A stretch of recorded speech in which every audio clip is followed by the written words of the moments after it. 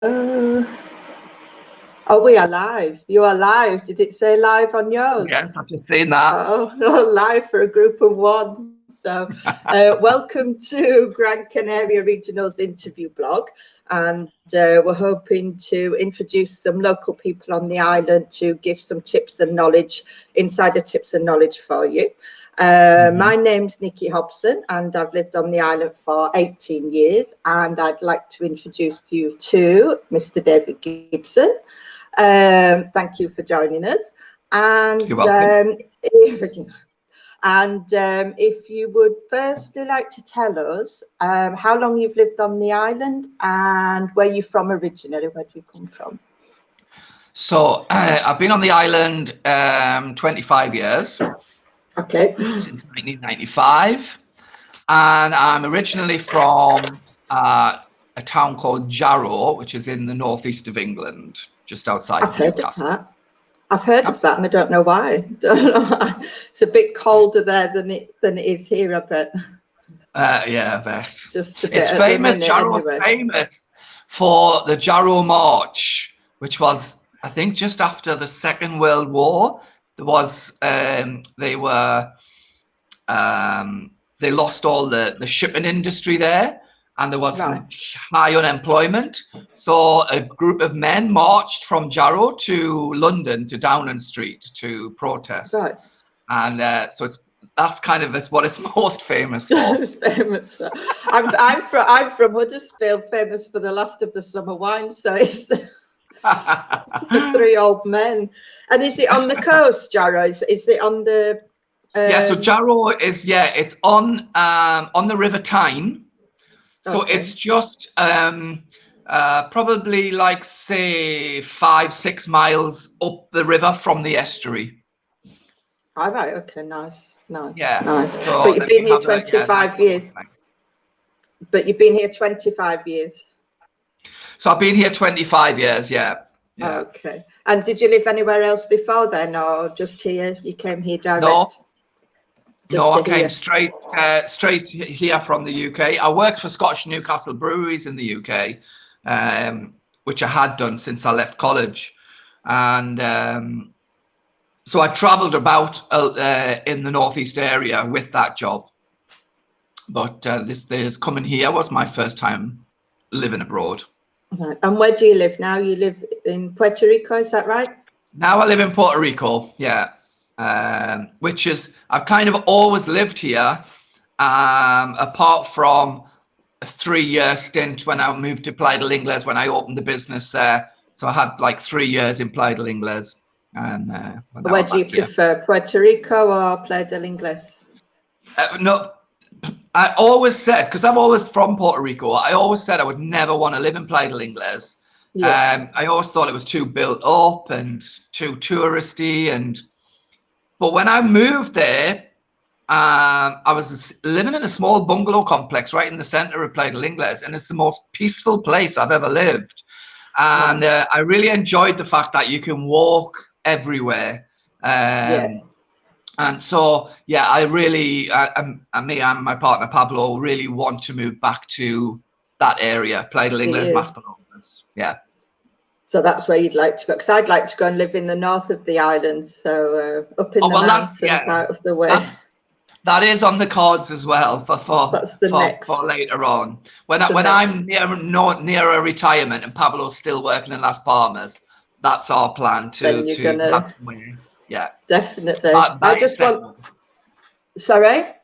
I want to live in Valle Seco, in that area. Oh, nice. Yeah, me too. Up that area. Be lovely.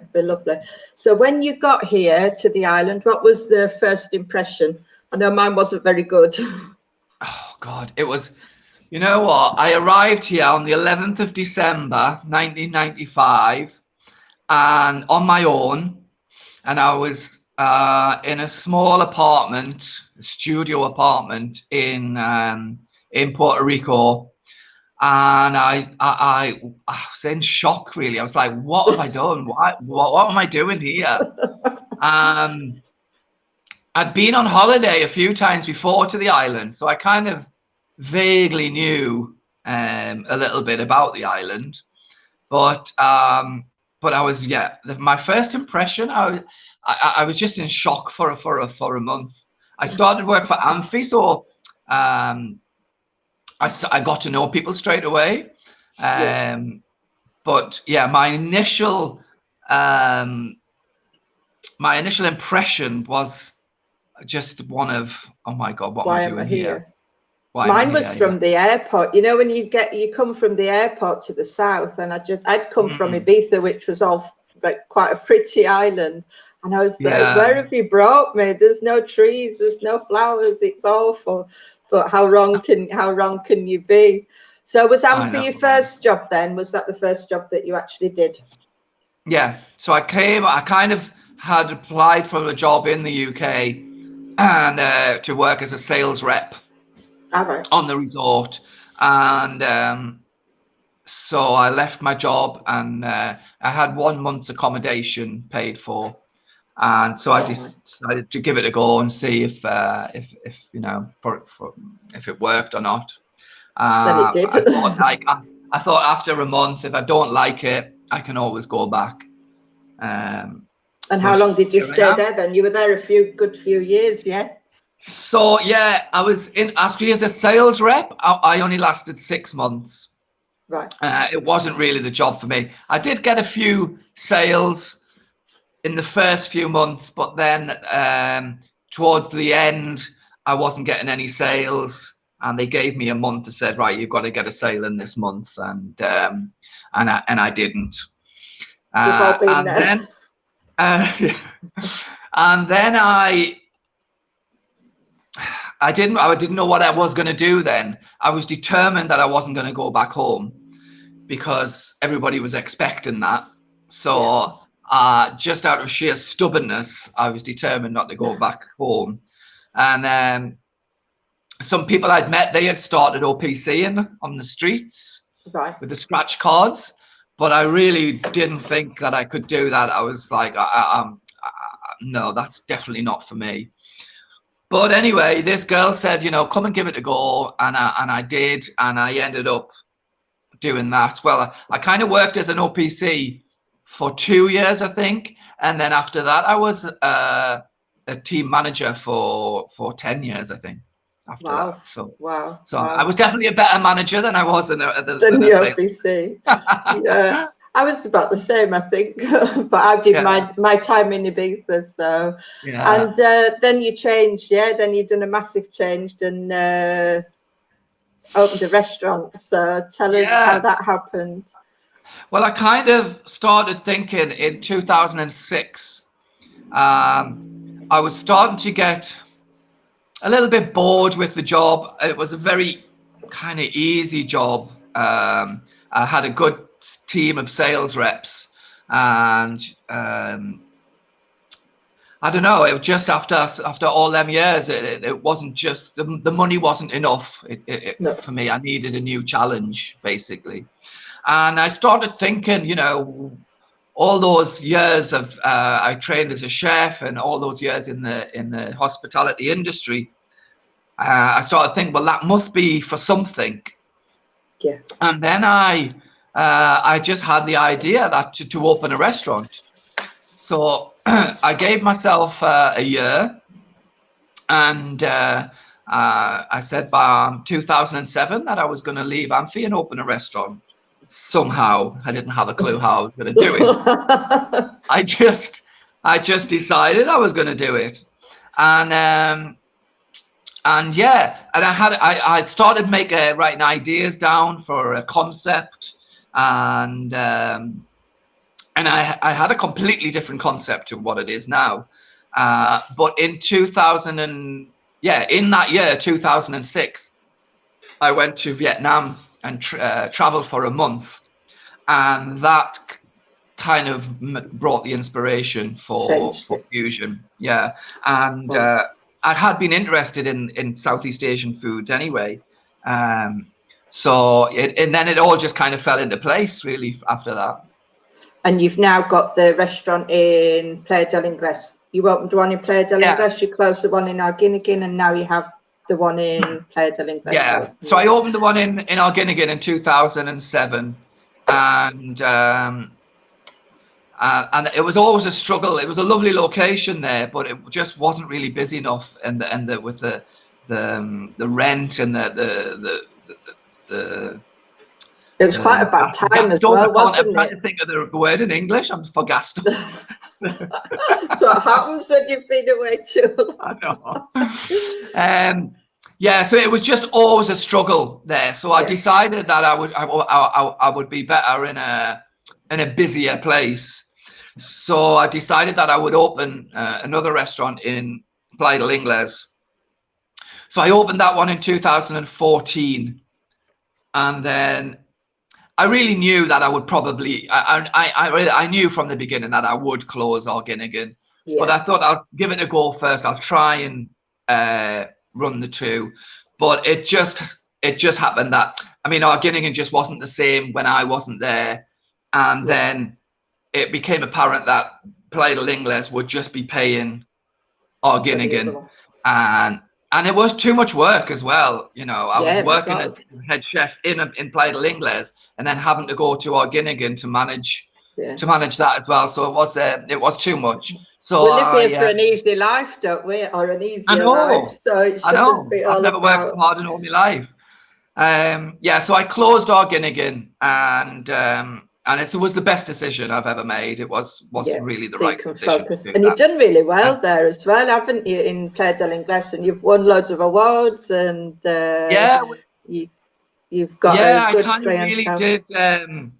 I think because I already had a bit of a reputation, it made it easier to go to a new place. And I've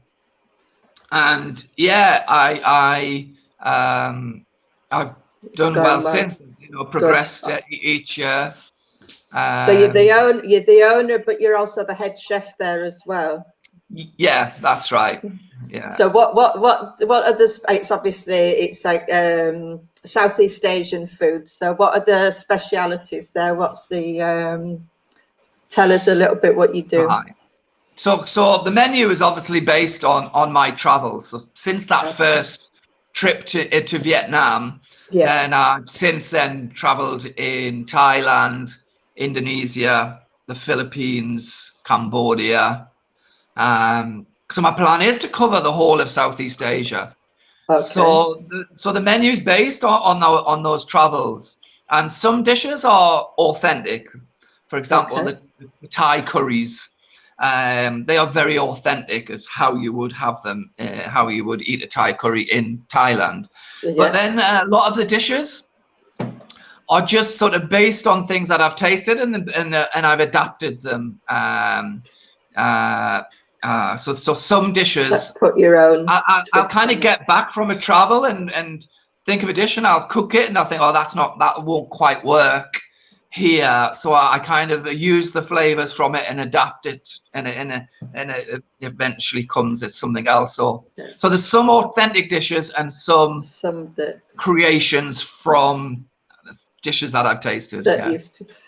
It's all fantastic. It's absolutely fantastic every time I've been. And it's one of those restaurants that you say to people, have you been to Fusion Restaurant? And they either have and say it's fantastic, or they say, no, I haven't been, but I know I've got to go. So it's definitely got a great reputation. What's your favourite restaurant and bar? Where do you like to go out and eat or drink? I think my favourite restaurant would be Don Quixote in Puerto Rico. It's down by the harbour underneath Porto Novo.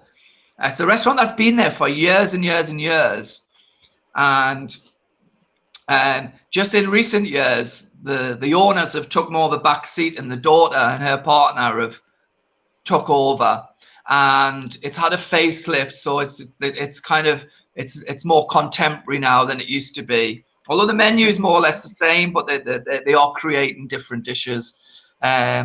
So yeah, I think I've never had a bad meal there. They have the best gambas al ajillo there. Do they? It's like quite an international restaurant, right? It's a little bit of all different things. Not typical Canarian restaurant. Yeah, it's a bit of everything. I think the owner is from mainland Spain. I'm not sure exactly where, and he's also a chef, and his wife is from Holland, I think. Are they back open again? Are they open now? I think now they're open 3 or just at the weekend, I think. Okay. Not either 3 nights or 4 nights, and they're doing takeaways as well. Okay, so that's good. And what's your must-sees on the island? What are the places that you would recommend to go if someone's coming on holiday? I think obviously Maspalomas sand dunes. I think everybody has to see that. Do you park when you go to the sand dunes? Do you park up by the Rio and walk down that way, or is that where you? That's where I normally go if I was going to go to the dunes. It's park by the Rio and then walk along the top way from there. I know where we do you go? further up. You know, like from further up from La Charca, where the camel safari is. Ah, right, like in Meloneras, like around that Maspalomas, area, yeah. The other side, yeah, okay, and walk along the front then. Yeah. Okay. Also, I think Rocanoblo was a really place to see. It's a really nice walk, not too difficult to get to the summit. I did it in high heels once. Well, high heel boots. Yeah, what? I got down. But we got there, didn't realise how well. It isn't that bad, but when I got back down the bottom, I thought I could have broken my neck. About this, but it's a really good walk. It was worth it. It was worth it. No. Were you planning to go there as well? Kind of, but I didn't know that you actually walked up the track. We were just going for a look. I thought you'd get there, park up, and the rock would be there, but it's not. It's 25-minute, half an hour trek up up the hill. But no, it was good. It was good. I'm glad I did it. I wore better shoes the second time around. So but no, definitely it's a must see. And is there anywhere else on the island? I think everybody should go to at least one traditional village like Terror. Terror is beautiful. It's so I think I would definitely recommend somebody to go and visit Terror. Yeah. And also Las Palmas, the old part of Las Palmas. Sort of, I love Las Palmas. I think everyone should visit because it's just so different, isn't it? Just being down here in the south. And what do you love most about living here? What do I love most about living here?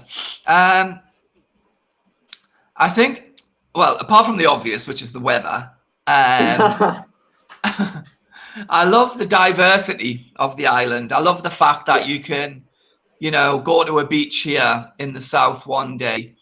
You can go up into the mountains another day. You can go to the north where it's green and feels almost like you're back in the UK.